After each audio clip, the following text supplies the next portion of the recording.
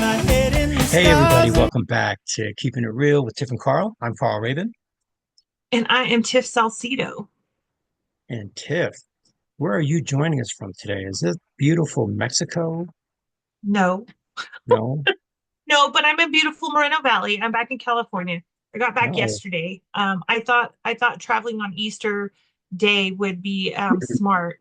And I found out that was not a true story. The border wait, it was like an hour and a half. I'm like, for sure everybody would want to spend time with their families, and they were like, no, we'd like to spend time with other people's family at the border. Yeah. So it was a big week. It's a big week in San Felipe, and Yeah.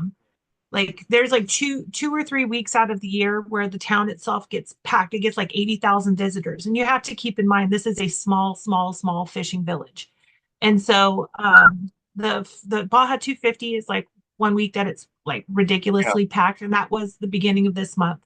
And then Santa Semana, which is like Easter week, is the other time where everybody comes, and so um, I had an appointment Friday morning to get my toes did, and Mhm. we went into town, and I could not wait to go back to my house out in the middle of the desert. It was so freaking packed. And I mean, again, we don't experience traffic. Like every gas station was full. The grocery store was like out of good chips. Like there was not like just slammed. And Yeah. so we watched videos of like the Malecon, which is like the boardwalk, I guess you would call it. And they had like stages and bands play. And I mean, it's Coachella. San Felipe Coachella is Yeah. what was going on there, but it was packed. I mean, I didn't hear of any shenanigans happening. But even like our community, which is like it's considered a resort there. It's I wouldn't consider it a resort, but I guess it's considered a resort. But even like our pool was like packed every single day. So we Yes. stayed Yeah. at our house. We Yeah. stayed at our house as much as we could, and then we left early Sunday morning. But I Yeah. got to see the sunrise again, but it was like dark when I woke up because we were trying to be at the border like at 8 a.m. So I woke up and it was dark, and I saw the whole sunrise, which was like again freaking magical. But then there was a satellite. I'm assuming it was a satellite that was like screeching across the sky, and then another piece was like a fireball like coming down. And I was like, am I seeing this, or am I still asleep and I'm dreaming? But it looked really creepy and crazy. But my husband's like, I think that's just a satellite. And I said, okay. I thought it was a UFO or something, but that was No. cool. Yeah, they shoot off rockets down there in San Diego with the Navy, and then also Vandenberg down, they just, yeah. So there's Yeah. one time I saw this. We used to see rockets when I worked at the Air Force Base. Yeah. And one time a rocket went up from Vandenberg and it left this weird like discoloration in the blue sky. It looked like an Yeah. oil slick, right? Wow. And it was huge. And one of my kids ran into the teen center. He's like, Mr. Carl, we're being invaded. We're being invaded. I was That's like, what it looked like. come outside and look. And I looked, I'm like, all right, look, first, we're not being invaded. But second of all, I want to find out what that is. And so we looked it up and they told us it was from Vandenberg. They shot off a rocket, but it is creepy. It is definitely creepy, Yeah. especially out there in the desert where there's not a whole lot of like air traffic and stuff. Yeah. There's no air traffic. Yeah. I've seen UFOs out there. Trust me when Yeah. I tell you. And I don't again.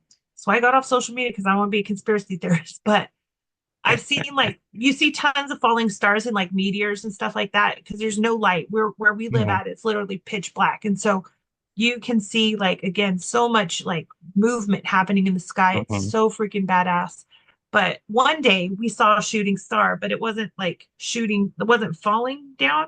It was like moving up like this, and then it went, Mhm. and then it started to come down and it disappeared. And I said, I don't know any meteors that move like that. So We it used to was have really interesting. when I worked at the base, it used to be the rumor, the myth, the legend of South Base, right? Which was supposed to be all the experimental plane because we were the flight test center. There's still the flight test center there, right? So all F-22s, F-35s, space shuttle used to land there. I saw three space shuttle landings. It was real cool. But the South Base is supposed to have the experimental stuff, or you want to say UFO landing. We're literally 3 hours from Area 51, right? So you would Oh see my like driving late at night, you see these weird light patterns that, it's like, what is going on here? Right. But yeah, it definitely was a trip. So yeah, I wouldn't put it past, you know, so either somebody's checking us out or we're checking out what they left us, right? yes. Well, either way, I don't dress appropriately out there in the desert. So they may have Yeah. turned that ship right back around. I may have saved civilization. You're welcome. Uh, You're welcome. that's why they call it Santa Semana. Yeah, it was. We never made it to the beach this visit. Not one time. Oh, We got as far as the brewery, and that's we could see the beach from there. It was great, but we never made it to the beach this trip. There was just too many people out there. But I won't be there for a while. When I go back, it'll be in June, and we'll be there for mhm. a long time. I'm actually super, super, super stoked because we'll be there for like 5 weeks, I think, is what we found out. And um, I'm really, really looking forward to that. Like so much. You have no idea. Very So cool. much. Very cool.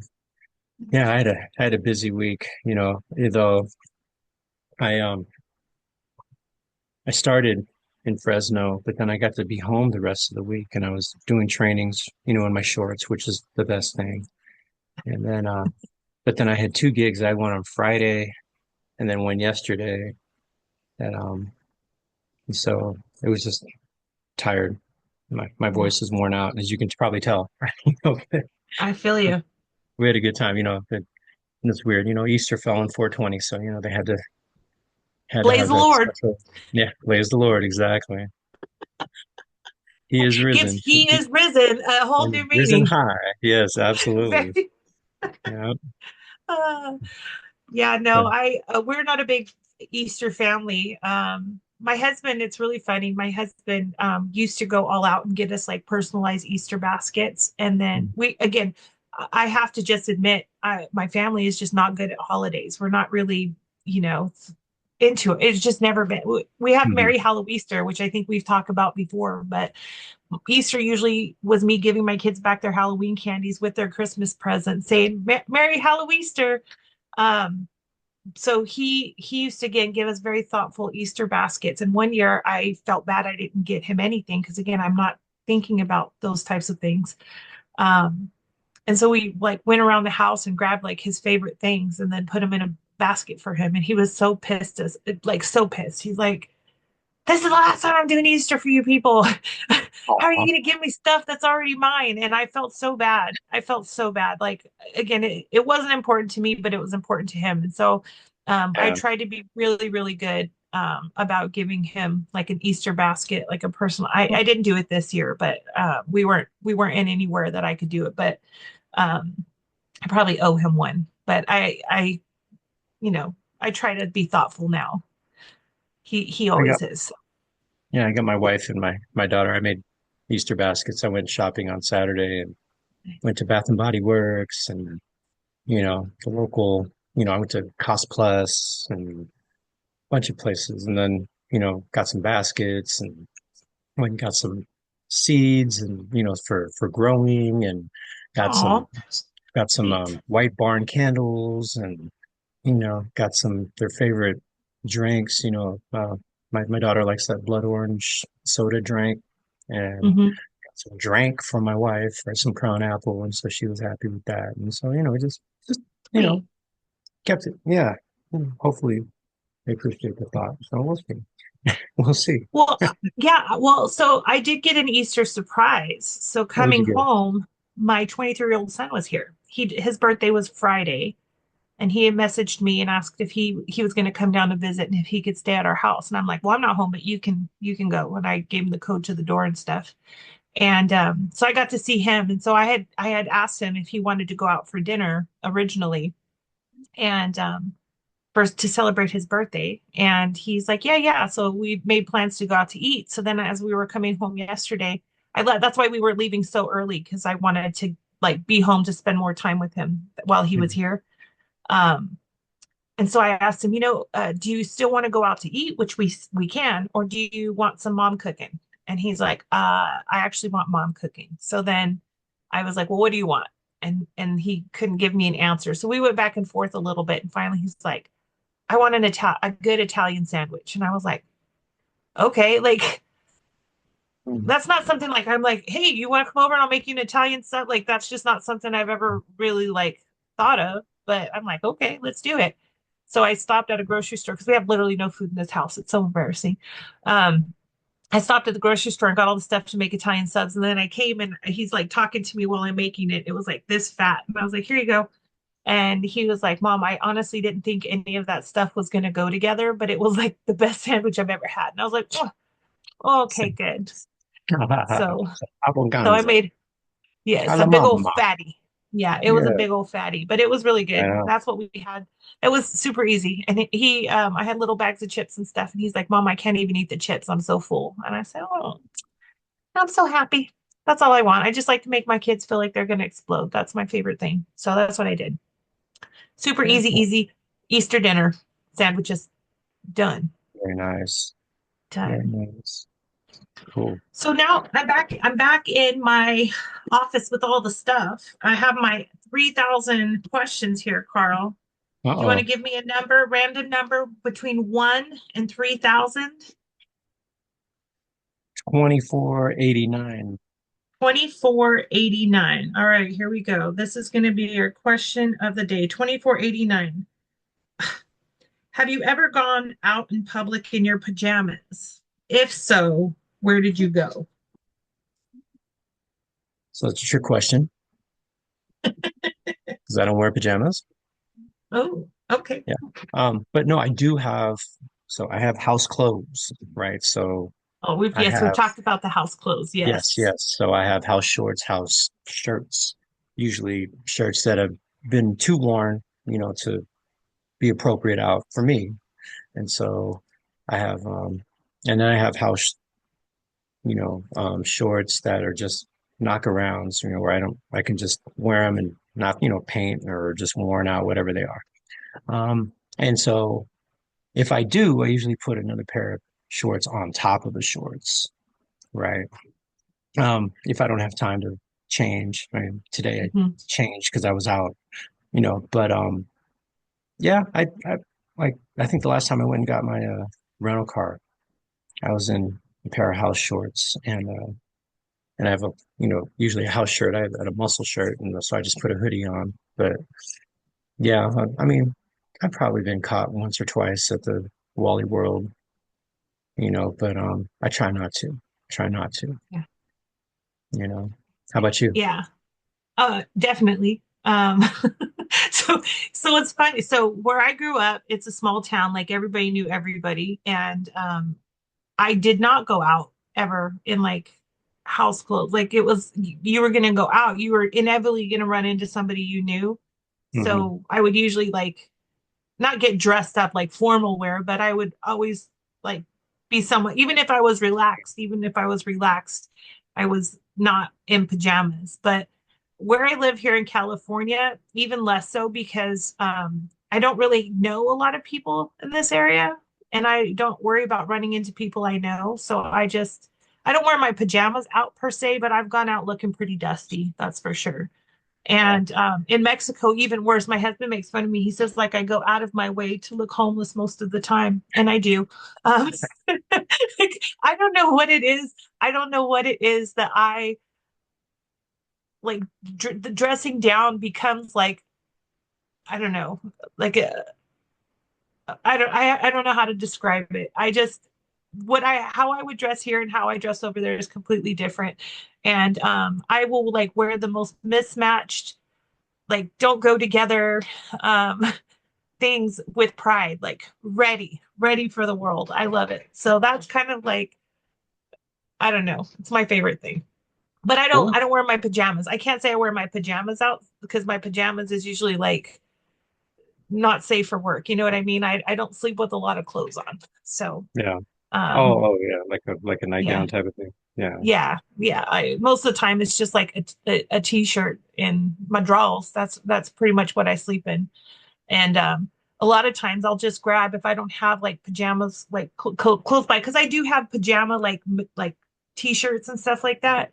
Mhm. But sometimes I'll just grab my husband's shirt that he was wearing and that becomes my pajamas. I sleep in his clothes, which he's really he loves that. He does not love that at all. He always yells at me like, "Why are you wearing my t-shirt to bed? You're gonna get it all, get those fuzz balls on it." And I'm like, "Yeah, shut your face. My shirt now. Half of this shirt's legally mine, so I'm wearing it to bed. This is my. I own this half of this shirt, so leave me alone. Let me live my life." But Yeah, yeah, but I definitely go out dusty in public. We'll go with that. I don't mind so much. no worries Don't with mind that. it. Yeah, cool. All right. Well, I have a question for you. All right. What's the best hotel you've ever stayed in and why? The best hotel, Hmm. was that the question? The best hotel I've ever stayed Yep. in and why? Ooh, that's a good question. Okay. I think my favorite one is I got two. Ooh, see, this is hard. I can never just pick one. Okay. The first number one, it was a Kimpton, and I don't remember exactly what name it is, but it was in Hollywood. And Hmm. I stayed there because I was going to the Depeche Mode convention. And when I got to my room, they had a bottle of champagne and some like chocolate covered strawberries and I don't know what, just saying welcome, which I thought was like super, super cool, considering it was my first time ever staying at that Kimpton. I say Kimptons as much as I can because they're just superior hotels. But that one, it was in a great location. The rooms are always like boutique, so they're like very well like designed, and they're again have a lot of character. Kimptons have record players in all of their rooms where you can go borrow like vinyl records to listen to. Um, and then they had a rooftop pool, which again in Hollywood to find a hotel with a pool is kind of challenging. So they had like a rooftop pool where you could go get like coffee and then go hang out at the in the pool on the roof overlooking like the Hollywood Walk of Fame. It was kind of just a cool experience. So that one's probably my number one favorite. But then my second favorite is also a Kimpton. Ooh, no. Okay, rewinding. I like the Kimpton in Portland, but I think the one that's going to take number two, I know you asked me for my favorite, but I can't, is the Westin St. Francis in San Francisco in Union Square. The Westin St. Francis. That one is probably my second favorite. That one is just an old historic hotel. It's just badassery all together. It's got great location, but the rooms also are very historic and the furniture is historic, but again, modern conveniences, but like older, older furniture. I don't know. It's just got a whole vibe. It's a whole vibe. It's a whole vibe. And so we used to stay in San Francisco around the holidays, and I used to love. This is before it all kind of went haywire in that area because I wouldn't stay there probably today, maybe in a couple of years. I think things are shifting in San Francisco, so that's something I can look forward to. But we we had a room that was facing Union Square, and so they always like I don't know, of course you know because you're from San Francisco, but they always do like the ice skating rink and stuff in Union Square. So from Uh-huh. our room, we could sit in the window and like watch all of the people like ice skating and stuff like that. We had like front row seats for all of the magic that was happening in Union Square, and so that was a really cool experience. Yes. So that's my second favorite. And then of course the one in Portland, the Kimpton in Portland is also pretty cool. And the same thing, great decor, great staff. Kimpton staff are like top notch. They're so nice and it's affordable. It's not like super out of this world expensive, but it feels like you're in a high-end luxury fantastic place. And they have a happy hour, 5 to 6 every day. Free beer and wine, just FYI. And if you miss it, they'll give you a Nice. bottle of wine to take to your room. So Kimptons, they're the best. And Nice. this And segment was brought to you by Kimpton. well, it brought to you by IHG. Yeah. IHG, exactly, exactly. So if you're out Yeah. there, IHG, if you want to sponsor, I'll say nothing but nice things because I mean it. I love the IHG brand. That's my favorite hotel brand Me all too. together. Yeah. Some of us are diamond and some of us are still platinum, wishing we were diamond. Yes. So, mhm. Maybe this will be your year, Carl. Maybe this will be your year. We'll see. As much We'll as I'm welcome you to the traveling, top geez, tier. I Yes. better. Somebody We will better kick welcome you. down. So I think probably, well, I mean, I got to stay after I graduated. My dad, he graduated from Davis from with my bachelor's. He sent me, or he took me to Reno, and we stayed at the Hilton, which is now the GSR. No, not the GSR. Yeah, Grand Sierra Resort. And then yeah, so that was fun. And then we got the penthouse suite, so that was nice. But I think the nicest place, my wife and I, we went to the Claremont in Oakland, up in the Oakland Hills. If you've ever seen that white hotel up in the Oakland Hills, right on the border of Oakland and Berkeley, and it shines out of nowhere, and it's a historic and supposedly Mhm. haunted. But we went there for a weekend and for our anniversary a few years back and had a great time. So it was real cool. I love that. I Yeah. love that. Like, what do you look for in like a hotel room? Like, what are your things that make it a good experience for you? Good bed. Yeah. Gotta have a good bed, right? And so just it's a good bed, so a decent mattress, good pillows, um, and a good view. That's definitely important. Those are the things I need. My wife wants a bathtub. Mm, Um, mm. so, but other than that, yeah, I'm just a good bed, good pillows, a good view, and an iron and an ironing board. Yes, those as well. And those are so, believe it or not, that's hard to come by. The good iron and an ironing board seems to be like far and few between Hmm. these days. Like I have like resorted to ironing my clothes at home and putting them in a garment bag because I can't tell you how many times I've shown up to a hotel and the iron's got like melted plastic on it, or there's no ironing board, or the freaking iron won't get hot, or it gets so hot it burns my clothes. Like finding a good iron, that's rough. Yeah, absolutely. And it's annoying sometimes, the ones that just blow the steam, they're okay, but I'd rather have one that, you know, um, does the water, right? But yeah, it's hit or miss. You never know Yeah, what you're gonna get.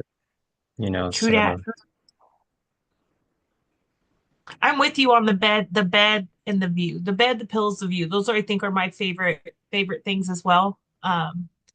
And I don't really care much about a whole lot. Like I obviously I want it to be clean, and I almost always ask for a room as far away from the elevator as possible. And I like the higher floors. So the higher up, the happier I am.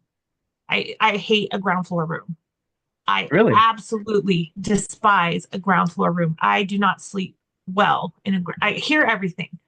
You just hear oh, people okay, coming in and out, walking to the elevator. Elevator doors open, close. Like doesn't matter where you're at on the ground floor. And then there's always a window in every room, right? Which, um, I want a window in my room. But yeah, then I'm like, someone in the window. Are they looking in the window? Are they gonna open the window? Like I freaking am panicking about being on the ground floor. I mean, at least if I'm up two or three floors, like someone could still break in. It's just gonna be a little bit harder for them. And hmm I just ground floor room is not it. And that's one of the things that I absolutely despise about state rate rooms. Like hmm when we're forced into these state rate rooms, they're almost yeah, always like right behind the desk, the first most inconvenient room where everybody walks by it on the ground floor. Like if I'm not a diamond member, I would be stuck there all of the time. But I throw that diamond status around like it owes me money. Like you don't have a just one floor up at least.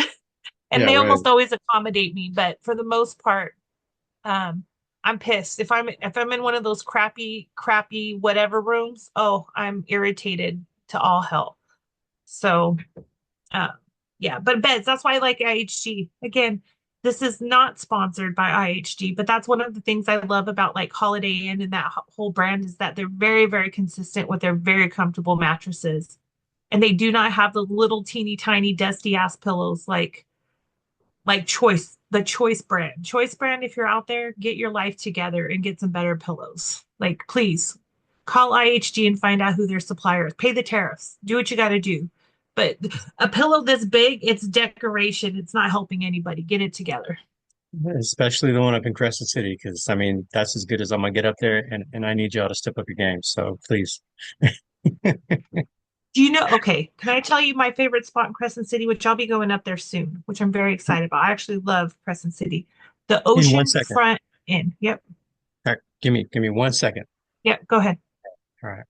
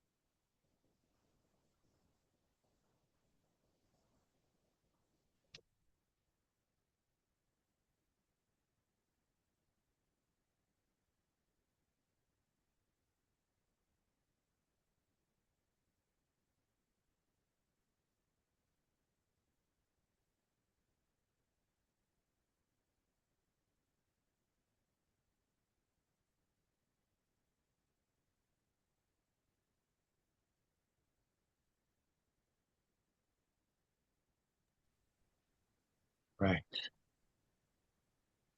We are back in three, two, one. So what's your favorite hotel in Crescent City? So I'm having to look it up because I always get it wrong, but I want to say it's the Oceanfront Lodge. Um, but I always get it mixed up with another hotel that's got like almost exactly the same name, the Ocean View Inn, I think is the one I always mix it up with. But I'm Oceanfront Lodge is my absolute favorite place, and it literally looks like something out of like it is the Oceanfront Lodge, like something out of Nantucket. It's right on the beach. It's this big, huge, old, like looks like a Victorian house, but it's a hotel. And most of the rooms face the ocean, so you can like hear the waves crashing like at night. Now, it's not luxurious at all, at all. The last time we were there, I think our toilet seat had tape on it to hold it together. But of all of the places I've stayed in Crescent City, because I've stayed at like that, is it Comfort Inn or Quality Inn? I'm not sure what it's called. I still prefer that the Oceanfront Lodge. Um, and it probably also might be haunted, but I like the location. I like that it's on the beach and the people are really nice there. So, Is it that one that's across the street um, from the water? And it's that big white house, yes. and it has like the old seafarer guy sitting in the Yep. lobby. It's all kind of kitschy. Yeah, yeah, it is haunted. Yeah. Yeah, and I do like that place a lot. Yeah, Yeah. yeah, They, yeah. it might be haunted, but you know what? The ghosts are friendlier than the ones that were in Alturas, that the Hotel Niles. The Hotel Niles ghosts are very aggressive. These ones are very friendly. They're friendly House, ghosts. And so, asshole ghosts are not good. No, you can't have asshole ghosts. yeah, no, Yeah. absolutely not. But Yeah. no, So, the hotel I like up there now is the one that's up in Smith River, and it's the casino. That yes, place, I've seen that one. Hmm. it's super nice. It was fun. It was like a Holiday Inn quality room. I enjoyed Okay. it. Yeah, it was cool. I'll keep that in mind. I I'll know try it exactly out. which one you're talking about. And it's not that expensive. And I'm sure they have a state rate. We're on a budget. You Mind know, the budget. Mind the budget. Cool. Cool. I'll be up there soon. I'm pretty excited. I like visiting up there. It's a cool place. I like to just walk around. It's a friendly little town, great seafood. They have a good brewery there. And last time I was there, I found like a little local pub, which I'm looking forward to go visit again. Again, I love pubs. I think we've talked about this before. It's not for the drinking, it's for the atmosphere. Just love the socialness of pubs. That's one of my favorite things to do in these little towns is go find out where the locals hang out and go make friends. So Cool. good Very cool. times. Yeah. And so I have a bonus question for you, Tiff. Ooh, I'm ready for it. So, what are the top four things that you look for in a manager? Top four things that I look for in a manager. Number one, I need my manager to have faith in me. So I think trust was how I would describe that trust. I need to be able to trust them and I need them to be able to trust me. So that's important for me. I also need my manager to have a lot of emotional intelligence and again, know how to navigate tough issues. Emotional intelligence is important for me. I need them to be accountable. I think accountability needs to be important to them, not just for them, but for me as well. I need them to be able and willing to hold me accountable when I need it without me feeling judged, but also be open if I need to share some information. Um, and I think I need that. Like, I'm like, where did I go? I have trust. I have emotional intelligence, accountability. Um, and I think another thing that's important for me is that they don't have a big ego. Like humility is probably like one of the words that I would like I don't need a manager who knows everything or thinks they know everything. I need a manager who is like curious and open and like still decisive and this is what I need to happen, but doesn't always have to be everything doesn't have to be always from their ideas or their perspectives. So being open to being team players, I guess. Like I don't have to know everything. I like they trust the team enough to get stuff done without having to like micromanage every detail. So I think those are my top four. So, What about you? trust, trust, Yep. accountability, humility. Humility, Yeah.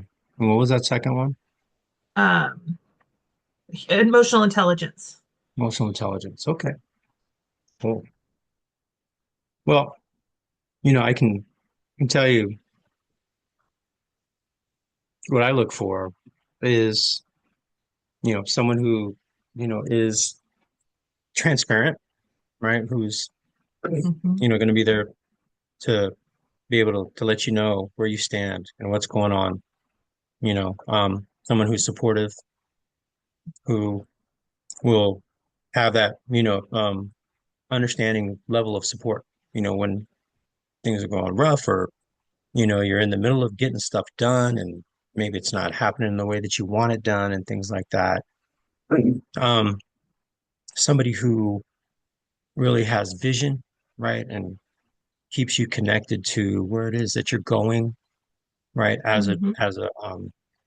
As a team and someone who is, just straight up like honest and, you know, um, the transparency is important, but the honesty is, just, nothing not hiding anything, not saying stuff to you and then coming up to you afterwards and all that other stuff, right? And so Yeah.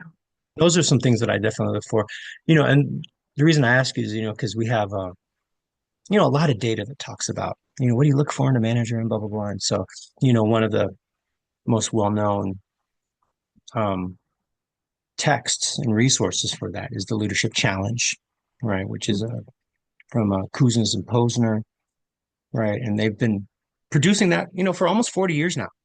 They've had this book and they've gone through 7 or 8 editions, and they have the top traits. They have top 20 traits that people look for in their leader, and so they do a survey And every edition they do a new survey. And the top four traits that people are looking for based off the survey is number one, honesty, Mhm. right? Number two, competency, that they know what they're doing, right? Which is such an important thing, right? Number three is inspiring, someone who can inspire you to really, like I said, focus on the right goals and be on the same page, be engaged. And the fourth is forward looking. So thinking about where we're going, not just being mired in where we are here, but really having that forward view of where we're going, what the destination is, and how do we stay on top of it, right? And there's other good traits that are there as well. But thing about those top four is that they've been the top four in every edition of the book, every survey that has come Wow. back within the last almost 40 years.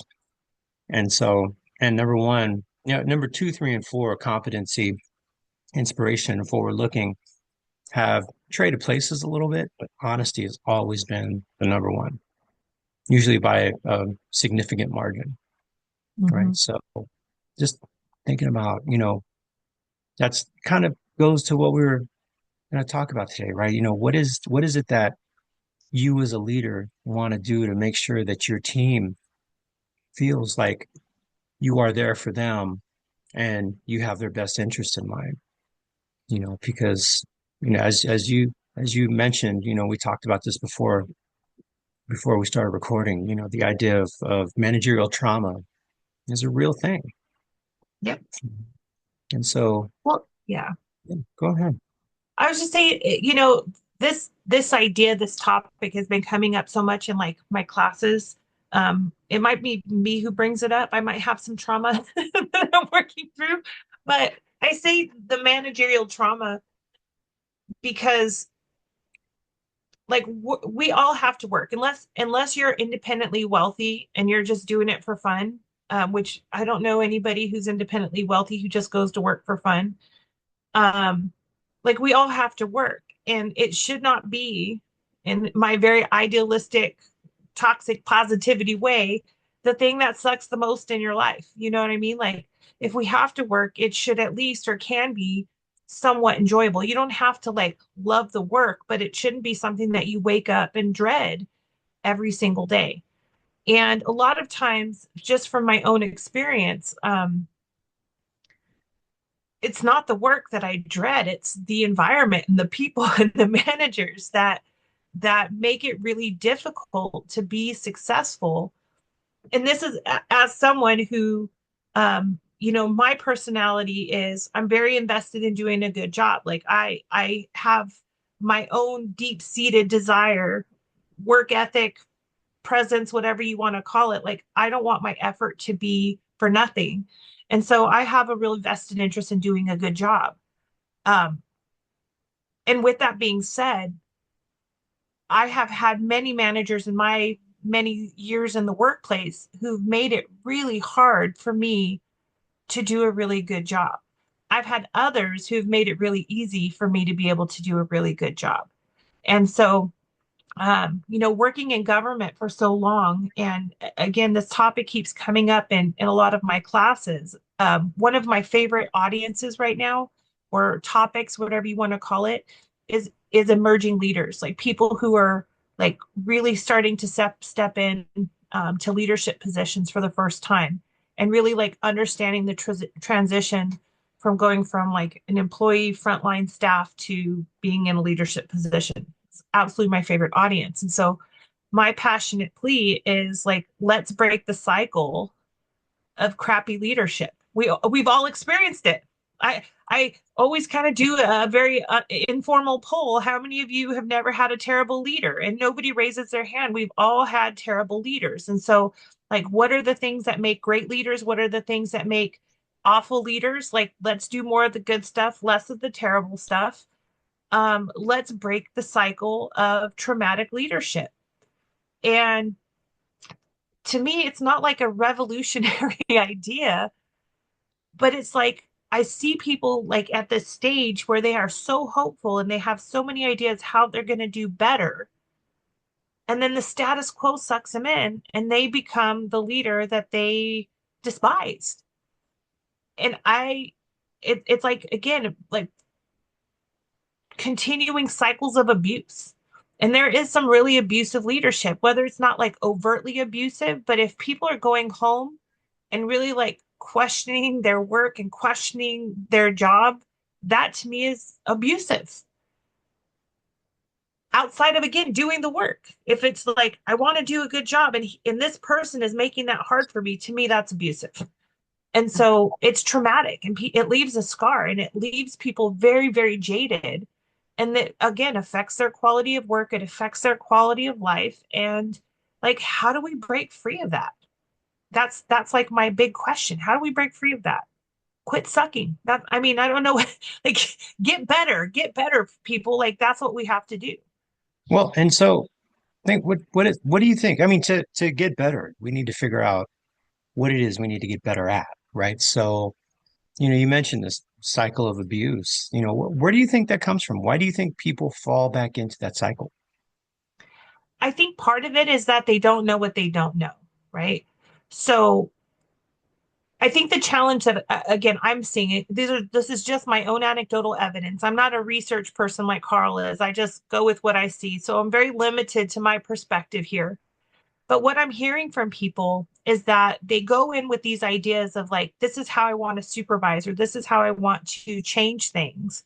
And the people who are above them are like, no, this is how it needs to get done.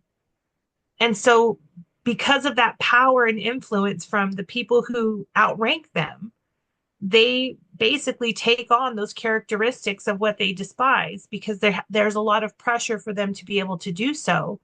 And if they don't have like the tenacity to stand up to that, to say, this really doesn't work, like this punitive, treating people like children and helicopter supervising is not really effective because they're now worried about their status and their again job and they want to be good supervisors. A lot of times they cave to that power structure and they again start to mimic those things that they know are not effective because that's the requirement.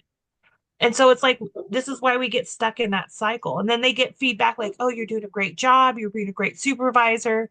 And then again, it just this is where I think the emotional intelligence comes into it. A lot of where like new leaders are afraid, they don't want to hold people accountable because we haven't created like the culture of accountability. So if Carl, you're my employee, what dreams are made of. But if Carl works for me and I'm his new supervisor and I go and I give Carl some honest and transparent feedback about his performance, if Carl bypasses me and goes and complains to my manager about that, and my manager's like, you can't tell Carl that. You can't be honest with him. Like, you got to beat around the bush. Carl's a trouble employee. He might go to the union. Now, I'm not giving him the gift of honesty and accountability because my manager was uncomfortable because Carl was upset.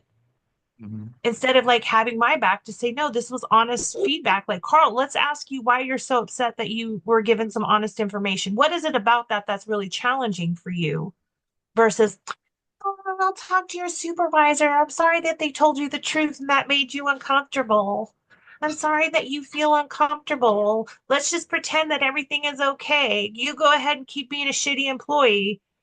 You go ahead and keep doing what you're doing, Carl. As long as you're comfortable, I'll make sure I deal with it. And Carl's like, boom, I won. And that is like maybe an extreme version of what happens.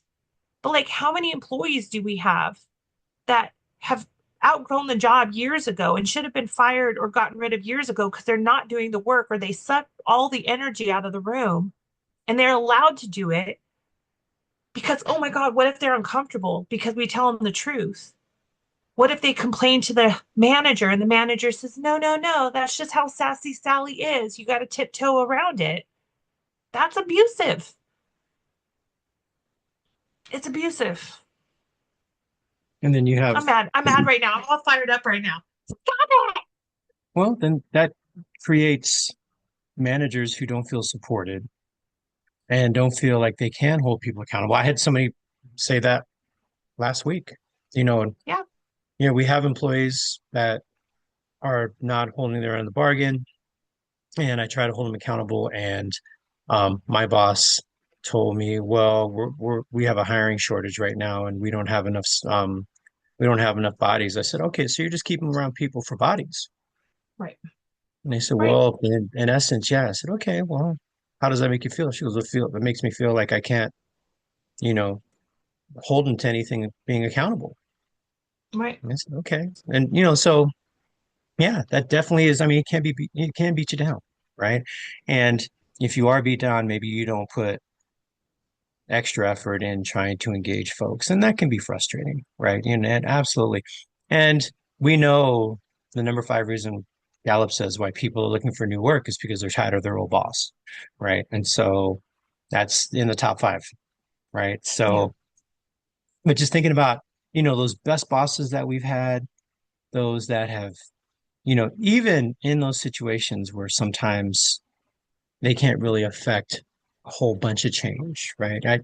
I just knew, my boss always made me feel supported. When I think of, my favorite boss, she wasn't the most demonstrative, emotive person, right, outwardly, but she cared about us, and she, really wanted us to know that we were supported. Every time I came up with some harebrained schemes, let me tell you, when I was Yeah. working for the county, and, she let me know, that, well, we've never done it before, but let me ask. It's the worst thing they can say. And sometimes they said no. And then, but a few times they said, yeah, well, let's look into it. Right. And so, how often does that happen? I mean, we were just in a meeting last week in a class, right? We were just going through um, an activity where, I have this activity, a team building activity called green vegetables, right? And I have them think about, so I give them a minute to list as many green vegetables as they can by themselves. And then Hmm. then at their table, they come up with a group tally of all the green vegetables that came up with the table. And then at the end, as a whole group, I put them on the board, and then we always end up with more vegetables than the table did, and the table always ends up with more vegetables than the individual, right? So, Hmm. the idea is team building, right? I mean, you may have a lot of good ideas, but asking other people, soliciting other things will very much help you get to where you want to be, right? And so and you have more ideas. But I mean, it was in the class, you could hear some, oh, well, it's not a vegetable. That's, that cucumber, that's not a vegetable. Oh, what? Chives? No, that's not a vegetable. That's an herb, right? And some people were pulling out their phones and looking it up and just shooting people down, right? And so we had one group where, they said we listed some, and I said, well, how about this? Okay, well, yeah, how about that? Let's allow it. And they said, "Oh, well, you'll allow that?" I go, "Yeah." She goes, "Okay, well, then we had more than 15. We actually had 28 because they had 13 vegetables that were shot down by a couple sassy Sallies and negative Nomars, right? And Hmm. oh no, that's not a vegetable, right? And just think about, if you come up with ideas and no one ever supports you, how eager are you to want to offer those ideas, you know, as we go along? Right. And it really can wear people out. It keeps people from engaging, keeps people from being supported. Right. And so we had a impromptu conversation on brainstorming right there. Right. And I quoted from Six Sigma, the lean people, right? The black Hmm. belt. And they say in brainstorming, there are no bad ideas. Put everything up against the wall. Do not shut somebody down until we are completely done, and then go through each one and decide whether it works individually. Because if you shut somebody down right off the bat, they're going to say, screw you. I'm not going to offer anything else because why am I going to keep getting rejected? Right.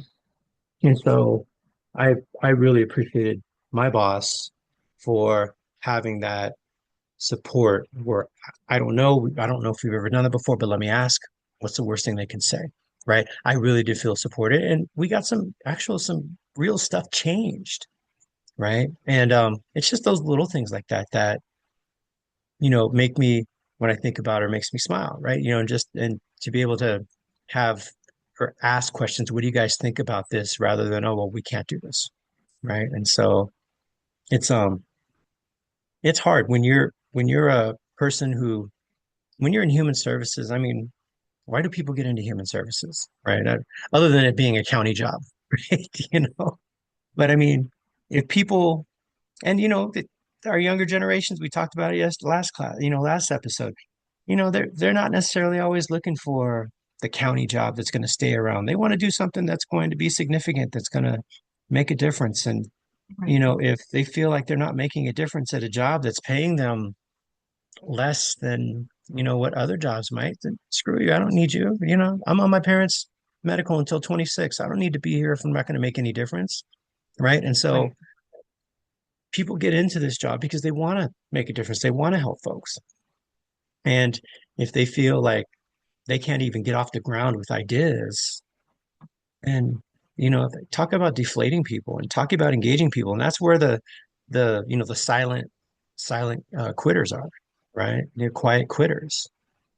And so, it's difficult. It's difficult when you do not have a supportive boss, and a lot of times if they're not supportive, it's because they've been shut down and not allowed to really even blossom or provide that level of support for their staff. Like I hear what you're saying. I hear what you're saying, and I don't disagree. I think that's important. But for me, I think it goes like even further than that, where I can't even people don't even feel safe to have like an honest conversation with people about what they're actually doing without fear of like retribution. Mhm. So Psychological if safety, yeah, yeah, right yeah, and the psychological safety come like on the end of the being the manager, like where managers are afraid to like be honest with people because they're afraid that there's going to be retribution for the manager, right? yeah, Like if I tell, Carl that he needs to do this better, Carl might make a scene. And so I don't feel safe to tell him. So I'm going to keep things as is to the detriment of the whole organization. Now, I don't have a whole lot of private like industry experience. I have to be like really honest. I worked for the phone company, but it was like long, long, long 175 years ago. I was a switchboard operator, patching them in. So almost all of my adult experience has been in, again, government. And with that being said, like there's a culture of people not like being able to kind of be their best self because there's so much like drama that happens that is allowed from the again I'm going with the culture of working in government that people like have a really hard time being accountable and not just like managers being accountable, but there's like an accountability problem like across the board. I mean, I've never worked in federal government, but I see it from a citizen standpoint. Like state governments have the same challenges. Like people's ego like gets ahead of like what's in the best interest.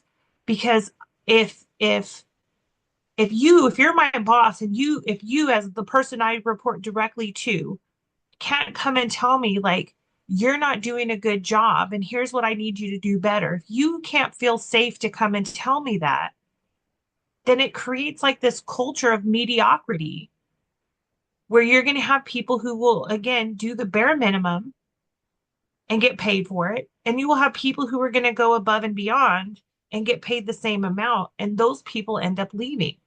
And you get left with the people who are not giving their best. And they get promoted.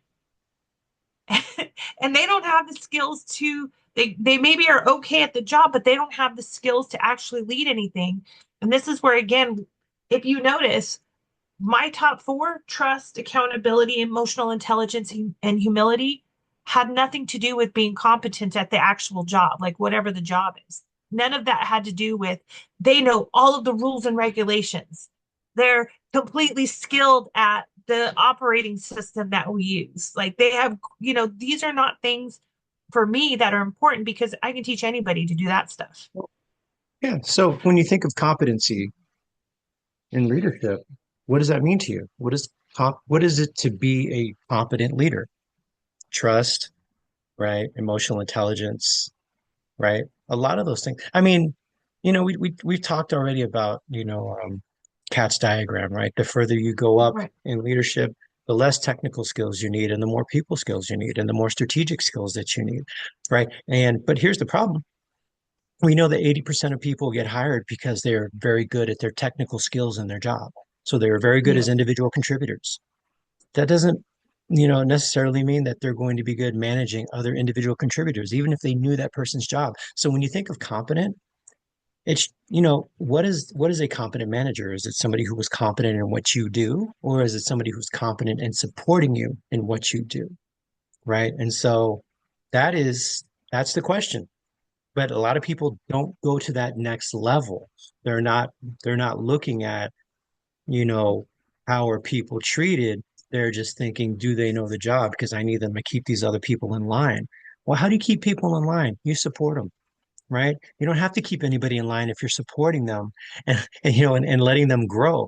You don't keep them in line. They'll stay in line. In fact, they'll create their own line to follow you, right? Right. Good leaders, the best quote I've ever heard is about leadership is good leaders will um, I'm sorry, good leaders will help people go to places they never would have went, Mm-hmm. right?